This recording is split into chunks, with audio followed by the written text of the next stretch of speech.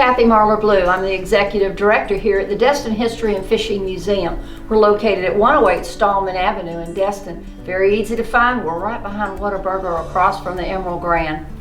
What we have here at the museum is the history of our early families from the 1830s on, and the history of our fishing industry and how it began with a type of net boat called a seine boat, and how it evolved to what you see in the harbor today.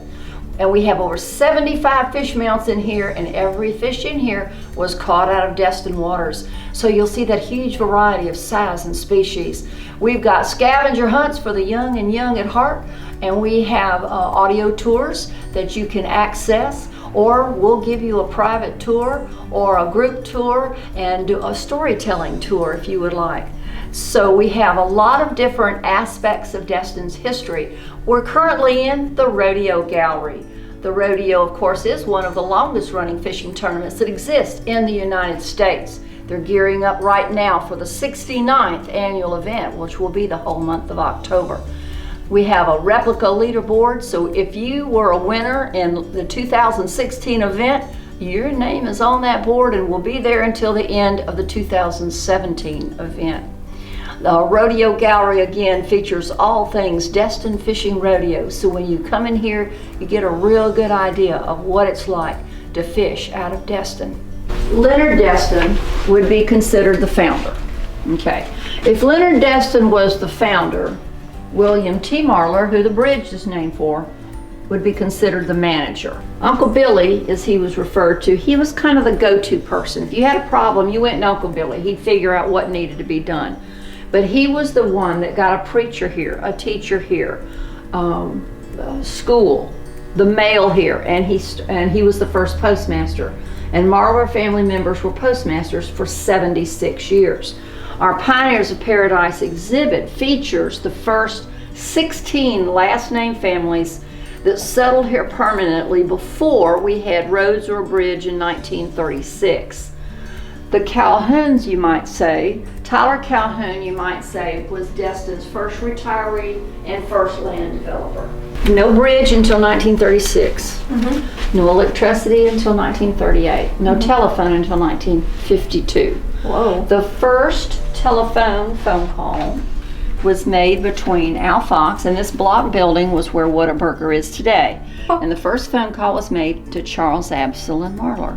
Charles Absalom Marler was the youngest brother of William Thomas Marler. The baby is me. So fourth generation. Okay, this is William Elisha Marler and Sarah Hortensia Lancaster. He married her during the middle of the Civil War. At the end of the Civil War, they came into Florida and settled in Boggy Bayou, which is Niceville. They had 8 children. Their oldest child, William Thomas Marler, when he was 12, my grandfather, Charles Absalom Marler, was 2. He came over here because his father was in failing health, and age 12, he became the breadwinner of the family. Within the year, he brought his parents and siblings over here. Now, every Marler that's related is tied to actually 7 of their 8 children. One of their children died as a young teen. So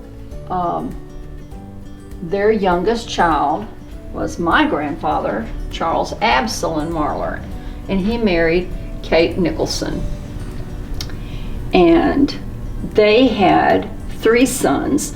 One, Bruce, died when he was 6 of lockjaw. Then there's my Uncle Hugh, and then my father, Ross.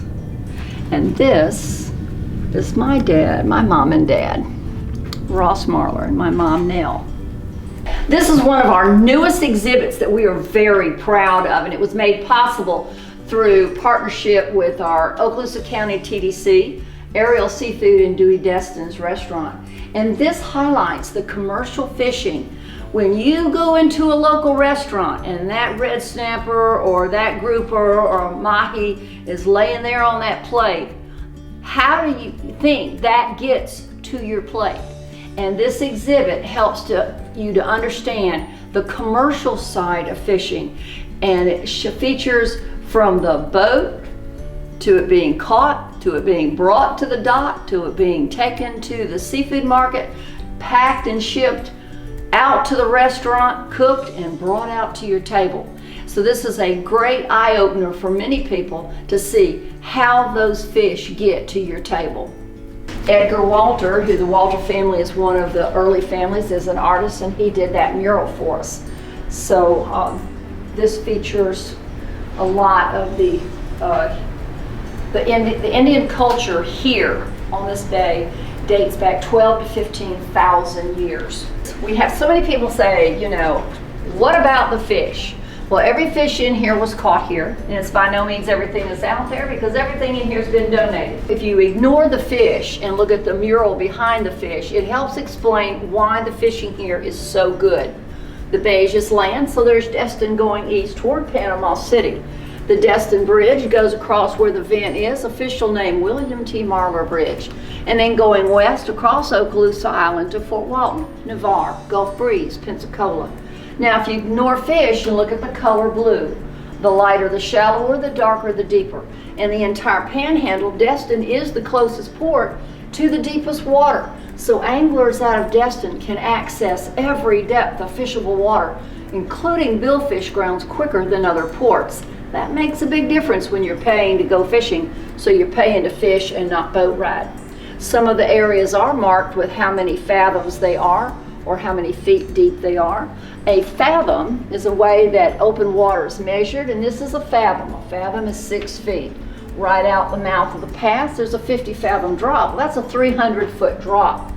Over behind the swordfish over there, you can see on the mural a spot called the 100 fathom curve. It's only 44 miles off the pass, and it's 100 fathoms. That's 600 feet deep.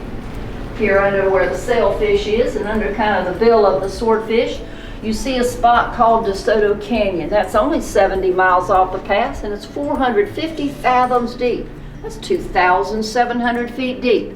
To give you some perspective, just between the 100 fathom curve and DeSoto Canyon, it's kind of like a 60 to a 270-story building going straight down.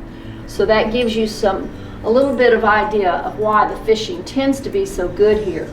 We're also at an advantage because the Gulf Stream happens to swoop up the closest to the port of Destin, so we get the migratory fish as well. This is a portable outboard. This is the case. The handle would fit through here, so you could carry it with you to take it with you to wherever you might be able to rent a small boat or have a small boat. Take your outboard with you. I'd never seen one. That's really cool. One like that.